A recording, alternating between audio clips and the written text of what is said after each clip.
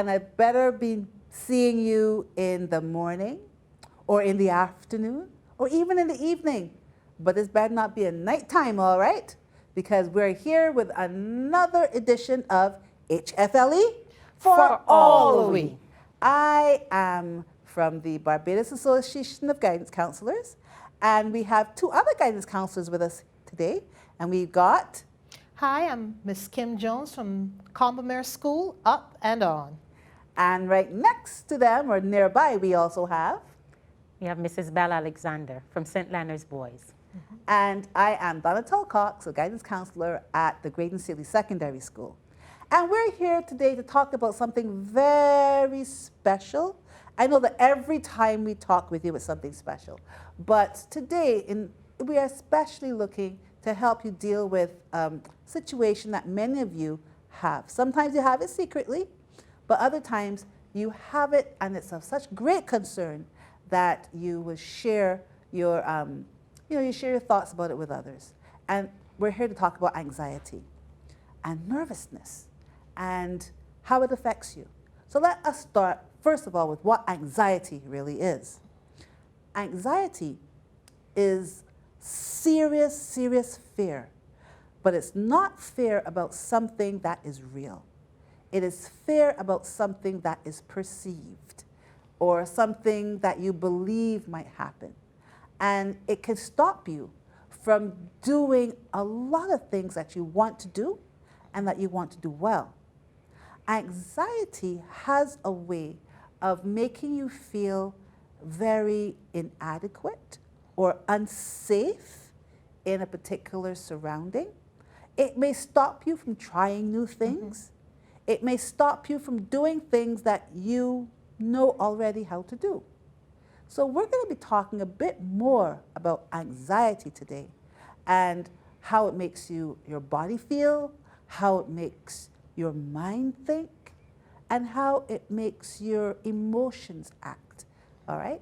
So without any further ado, we're going to open up the floor to have a lovely chat about anxiety, what it is, and how it affects us. All right? So let's start. I gave the beginning about what anxiety really is. But what are some of the examples that people may have showing anxiety? What are some of the ways that people show anxiety? In what kind of circumstances? And what might they say? All right? Interesting. I'm thinking about one example where some people who are afraid to speak in public, where you think, oh gosh, but if I make a mistake, people are going to laugh at me. People are going to say that, was she up on stage, or she don't know what she's talking about, or she don't know what she's doing, or he should be doing something else. And sometimes that alone can stop you from putting forward the performance of your life, or giving a speech that will help someone or encourage someone. You might be at a school and you might say, you know what, I'm new here, let me go and speak to this person and make a friend. But you are so petrified that if you go and tell them hi and hello, that they snap at you or walk away or embarrass you, that you're frozen in your spot and you can't move. And so what do? You just turn and you walk away. Right. And you might miss out on the opportunity to have not only a good friend, but a friend for life. Those are some examples I can think about. I don't know if anyone else has any others. And remember, anxiety is a reaction to stress.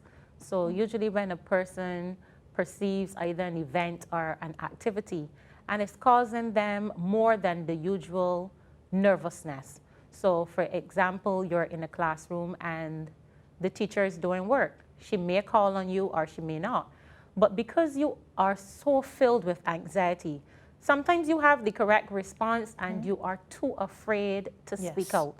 And then when the answer is given either by another student or the teacher, then you realize, I had the correct answer, but sometimes you are so crippled by anxiety. And remember, we say it's a lot more than just being nervous. Because you are so crippled, you do not speak out. And so persons do not know the ability that you have within you.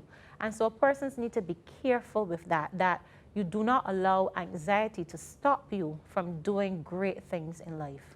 You know, I have to agree with that one as well. Many times, people who express anxiety, that real serious fear about something that they've never really had to deal with before, can show itself in so many different ways. I remember, even as a child growing up, I have never been bitten by a centipede. I only have to think about a centipede, and I have this unnatural fear Yes. in me. That's me and roaches. Yes, I got you. it rises I up. got you. Okay? Even dead. Yeah, and sometimes there have been times when I would not go certain places because there was a centipede there before that somebody told me about. Yes. Wow. Or I remember, I know this is a little embarrassing, sometimes you have to share, all right? I saw a centipede in my garage.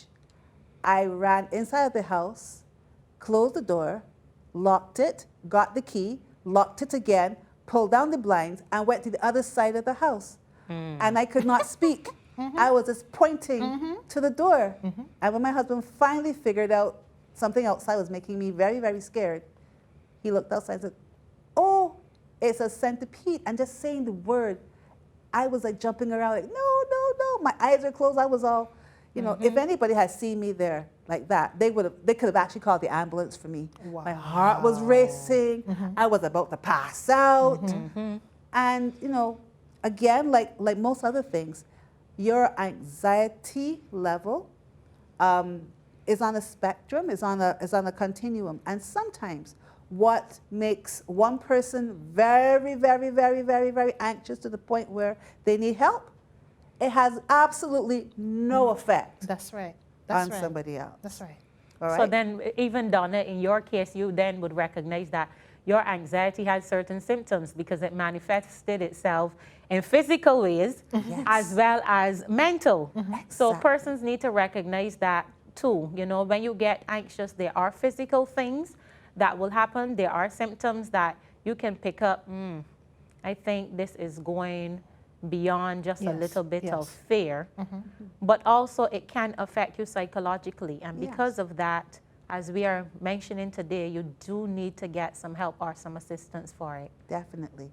So since we're now on the topic of some of the indicators, I shared some of mine. The inability to speak because I got so tense that my throat locked off, much like probably the person in the classroom who wants to answer the question but is so scared to answer, or the person that wants to make a friend, but the throat literally locks off, so you are unable to speak even if you want to. All right? Sometimes, unlike with maybe anger where you get a surge of energy, sometimes when you are anxious like this, you get so weak. It's as though sometimes your knees just give out, your knees want to buckle. Some people actually pass out. That's right. When they're that anxious, when they're anxious. I'm also thinking of the crying, bursting into tears. I will give this very quick example. I am deathly afraid of roaches, and I remember my younger brother, he won't want me to call him little anymore, my younger brother, I went screaming to him because I am petrified to the point where even if they're dead, I cannot be in the same room with them. And he killed it, and he said, "Today you are going to sweep this roach up and put it in the garbage." I began to hyperventilate, and then I burst into tears. And no, that's not when I was 6. It was not when I was 16. And it was not when I was 26. I will not tell you what age it was when that happened, but I should have known better. Was it when you were a guidance counselor? Yes. It was when I was a guidance counselor. Yes, I will admit that. And my body tensed up, and then I literally burst into tears and could not stop crying. And then I started to laugh hysterically. So these are some of the and again, as was said before, you have to know your own body. And I could actually feel that anxiety building. You could feel it building in you to the point where I could not function. So crying is one, laughing is another one. Some people, as was said, feeling very tired for some reason. Some people get overly excited, and some people just go into almost a lull, a state where they don't want to move and they can't move. And if you're not careful, anxiety sometimes can even go into depression. And you have to be careful. And again, not only know your symptoms, but know who you can talk to, who you can run to when you begin to feel this way. And we spoke about that inability to move. You know, if anxiety is coming off of stressors, then that can happen. You're going to have your heart beating faster. So you want to put up your hand, but you're wondering, should I? And you put it halfway. That's because your heart is beating fast. We talk about weakness. You want to move or you want to approach the person, but somehow your limbs don't seem to be carrying you. Yes. So that's also an effect. Persons who become extremely dizzy, you start to feel like, wow, I'm starting to feel faint, like I'm actually going to drop. That is because you are so anxious about the situation. And sometimes that's not even the case, but remember what we said, it is your perception of it. So you feel that dizziness as if you are going to faint. And all of that, all of these are symptoms that can occur in persons. Some persons sweating profusely, and you wonder, well, what is happening? The situation doesn't call for all of that, but it is the person's experience or something that they have heard. Their perception is what is causing these reactions to whatever that stimuli is. I know of people who have been so anxious where they have actually been diagnosed with anxiety, not because of a one-off situation. You know, with me and the centipede and with Kim and the roach, and sometimes even the child in the class. On a one-off situation, the stress can overwhelm you. But when you get to a point where your state of anxiety is always high, your state of reaction is always high, to the point where you're shaking, you know, and this goes on for a while. Sometimes people get physical symptoms where they have such bad headaches or stomach aches or they pass out. Yes. And they're actually taken to the hospital. When they are tested, their heart is beating so fast for such a long time that then doctors have to intervene, right? That type of anxiety is severe, and that's not what we want you to have to deal with. So when you're feeling, you know, a lot of these types of symptoms, and it's for a long period of time, not just a one-off and it goes away, but every single day where you wake up and you know that you're going to the school, or you're going to a particular bus stop, or you're going to pass by a friend's house, or after school you have to go to somebody else's home until your parents get home from work. And you have this kind of reaction every single day, and it goes unchecked, that may well be anxiety and not simple nerves. So what I'm hearing you say, Donna, then is that nervousness is okay because nervousness is temporary. It's something that happens, but then it goes away. Yes. But if a person finds that for a prolonged period of time, that they are overly scared about doing something and they're having these reactions to something, then that is an indicator that something more is happening. And they need more help. And you need help. So while we're now talking about nerves, let's look at the difference between nerves and anxiety. We talked about anxiety for a bit. But if you are nervous, that's not necessarily a bad thing. Because being nervous or having a heightened sense of a reaction to an event that is real, okay, something that's really happening, that could work for you as well. Because, Absolutely. you know, when you want to pay more attention, having that, those are almost like the butterflies in your stomach, Yes. you tend to be able to focus more on what it is you need to do, because you're recognizing the importance Absolutely. of that particular event. So like if I'm going to a job interview and I'm feeling nerves, I'm wondering, okay, what they're going to ask me, how am I going to respond? That's okay. Yes. Yes. That's me having nerves. Yes. Right. Or as we're going to talk about later, an exam is coming up, I start to feel a little bit about, am I going to do well? Yes. That is nerves. Performers And usually that is have all right. that. Yeah, performers usually do that. A lot of musicians and dancers and so on will tell you that just before they go on stage, the butterflies are there. Yes. And once they begin to perform, It goes away. it goes away. But that heightened, I would almost say that heightened adrenaline Yes. makes them ready and ready and ready to go. And And, you know, and it's temporary. Yeah, and another time that being nervous about something is really, really good is when you know that you are about to do something that you know you should not do. We've all been there. And those nerves come up. And it's like, what if I get caught? Yes. What if I fall off of this thing?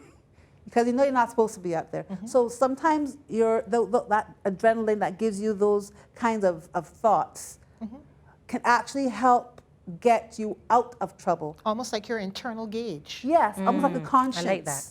You know, that can also help. And again, it's that fear that is temporary. All right? And sometimes too, because you have this, you then put your best foot forward. You decide to make the right decision. Or you decide, you know something, I am not ready for this right now. Let me wait. And I hope that some of you out there listening know exactly what I am talking about. You may have your little boyfriend, your girlfriend, and they may ask you to do something now, you know, let's get together, not let anybody else know. And that nervous energy comes up, right? It's probably because, you know, you're excited, yeah, but you're still thinking maybe now is not the right time. And nervousness can help you make the decision to delay certain things until later. So now we've talked about what it is, right? But we all know that exams come up. And there are lots of people who get nervous around exams. And they sometimes say, oh, I hate exams because I have exam anxiety, right? So let's look a little bit at this exam, though. It's not quite anxiety where you have to go and really get a lot of serious help. But it is the nervousness that you're dealing with, and you're recognizing this kind of fear. So what are some of the things that we can do to get us over that fear? For exams, for example, the easiest way to deal with it, prior preparation and planning. I realize that with my students especially, the more you study and the more prepared you are for your exams, the nervousness is not as strong as it would be. Yes, you know that you're going to still have a few little butterflies, little nigglings here and there. But if you've prepared and you've studied and you've done what you're supposed to do for the exam, that helps with a lot of the nervousness. So students, prior preparation and planning prevents a poor performance and prevents nervousness. I love all of them P's. There's another P in there, but I can't put that in. So prior preparation and planning prevents poor performance. The more preparation you do, the less nervous you will be.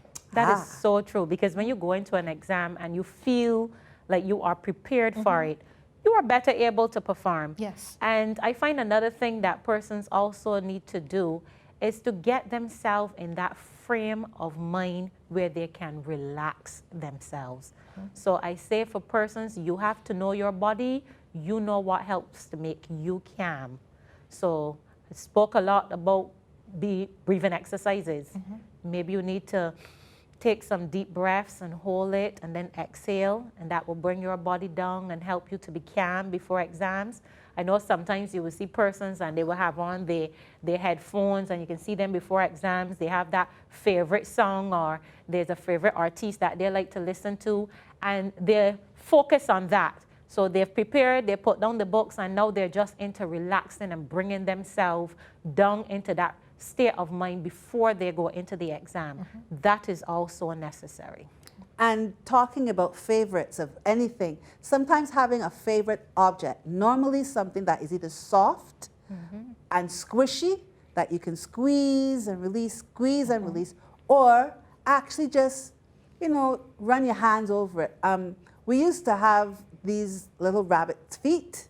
We call them rabbit feet, but they're furry little tail things, okay? And sometimes just holding on to that can help calm you down, especially during an exam. You are allowed sometimes to take certain types of objects in, not your cell phone, right? No. But you know, if you have like a little rabbit's tail or something on your pencil case, something that you can actually hold on to help calm you down. It brings you back to reminding you that everything is okay. It's okay. It's really okay. And afterwards, reward yourself. You know, do something nice for yourself. It could be being able to have a special little candy or a special little treat or outing after the exam. Yes, yes. So that your next exam, you have a good memory Yes. to attach. And what I will also remind everyone to, when it comes to exams, is this too shall pass. You're not going to be in this exam forever. It has a start Indeed. and it has a finish. It will pass. Once you've studied and you've done what you have to do, this too shall pass. Keep that in the back of your brain all the time. And you know what? That's when it calms you down. It's not going to last forever. Yeah. Once you've done what you have to do and you leave, that's it. So ladies, we have now come to the end again. As usual, our challenge is time. Yes. So before I issue the final challenge, I'd like to just get 1 second. 1 second wrap up, your final thought on anxiety or exam anxiety. Okay. Very simple. Prior preparation and planning prevents poor performance. Thank you, Kim. All right, Chanel. And remember, it is okay to be nervous. Being nervous actually helps you to plan and to prepare and to get things going, but do not allow it to cripple you. Anytime it gets to that stage, something is wrong and you need to get some sort of intervention. Thank you. Be anxious for nothing. My challenge to you is this, and it's not a task, it's not homework. I need you to be able to recognize the difference in you between being a little nervous and being anxious, especially when you're holding on to it for a very long time. And I challenge you to find someone, your school counselor, some other person that you trust, an adult who can help, and let them know how you are feeling. You should never have to go through that alone and without telling other people so that you can get some help. We're here to help. People want to help you. Absolutely. All right? So that's it for today. And that is HFLE for all of we. So until next time, please stay safe and see you soon. Bye. Bye-bye.